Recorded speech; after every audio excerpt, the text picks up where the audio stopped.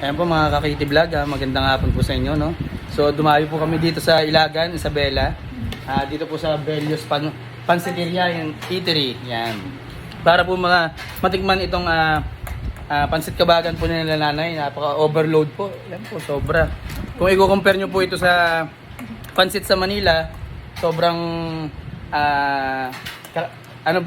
malaki po ang diferensya kasi dito po talaga mga ka-KT Vlog. Sobrang overload po ng mga laman, no? Mga toppings.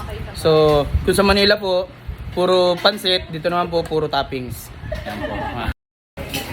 Ayan po mga ka-KT Vlog, gusto po ang ating ang ating pansit kabagan. Sobrang sarap po.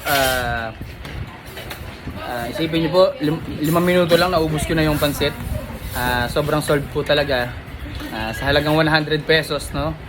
So ano pa pong hinihintay nyo, drop by po kayo dito pagka napadaan po kayo dito sa Isabela, dito po sa Bellios Pansiteria and Eatery, dito po sa Ilagan, Isabela. Yan po pala ang mga kasama ko, ang mga classmate ko po.